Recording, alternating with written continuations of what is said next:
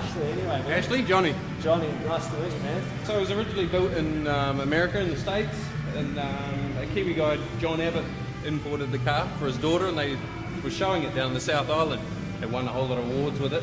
It was never driven in anger, you know, it was kind of just a showpiece, and I got hold of it, and the first time I ran it, it drove like a go-kart, but, you know, very underpowered, so decided to bite the bullet and spend the money, and yeah, it's a 1973 Datsun 510.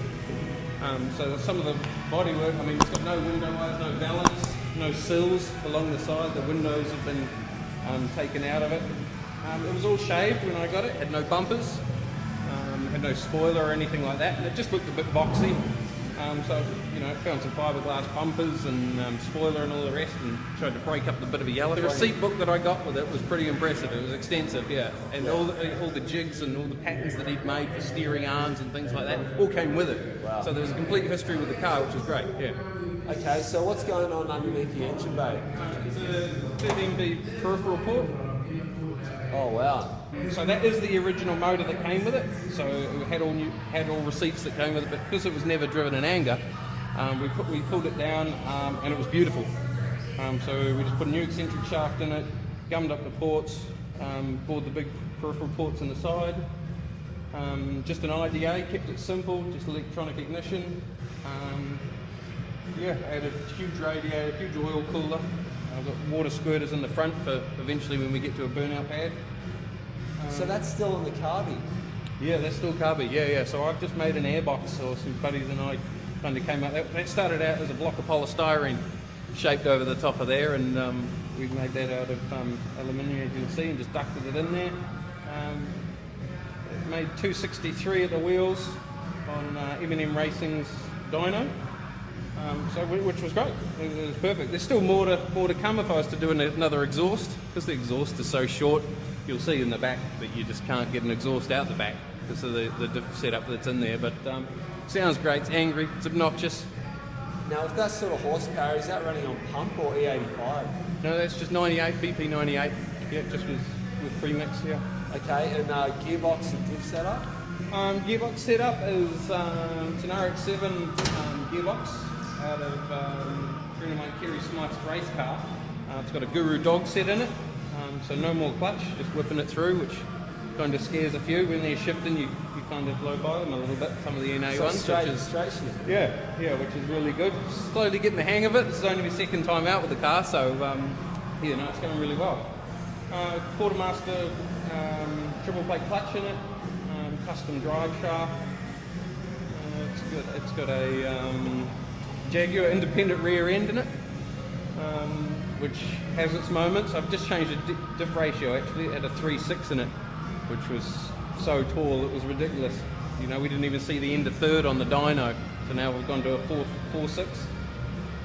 Yeah, no, it's going well. Had a great weekend with it. Unfortunately, just put it on the grass. It started to rain, and just with those big slicks, didn't have a chance. It's got some pretty big tyres in there. What size wheels are they? It does. They're 16s diameter. What are they? 10.5s in the rear. Got some Hoosiers on there. Great in the dry, just not much. No. Really struggled to hang on. Not even under power in it. It just went, but I had to take one of the boys out for a bit of a hoon. So what about the fuel setup in it? What pumps is it running? Fuel setup, it's just got a Carter fuel pump, just running, was it about 4.5 PSI? It's not a lot. I've got a big aluminium fuel bowl under here. It is running out of fuel, coming up the hill there, you know, flat out, which we'll address. We'll just put a bigger fuel bowl on the IDA, which will take care of that. But no, it's been going really well. We're shifting at about 10, so. How do you open the doors up? Inside? So yeah, inside. There's a little knob on the inside here. And are they steel or fiberglass? No, it's still all steel, but they've obviously plated them. Fabbed all that up. Yeah, they've plated them and then just put like carbon sheet over it. It's just over 700 kilos, I believe. More like 800 with me in it, but yeah, no, it's a very light car, so it goes really well. Someone's put a lot of work into all that. Dash and everything. They have, yeah. So I've never seen that finish actually. It's like a stipple type. It's like a reaction in the paint. Yeah, it's quite different. A ripple a bit. Yeah. Everyone kind of comments on the brakes are on the inside. hard up against the diff there rather than inside the wheels. Oh, yeah. Huh. Yeah, no. And the brakes are big enough, like they're just a standard Jaguar brake in the rear, but there's plenty for this. It's got Woolwoods in the front with slotted rotors and things. So. Oh, we won't be able to go on the track, but you have to take me for a drive just down pit lane or something. Oh, for sure, absolutely. Yeah, no, you can hear a bark. Awesome.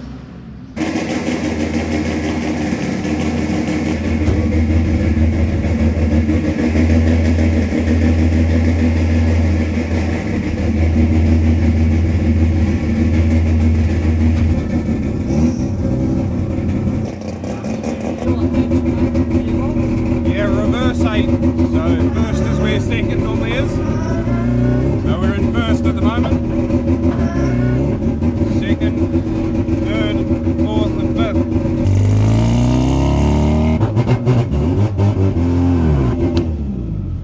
That was awesome, bro. Thanks, heaps. All good, no problem, man.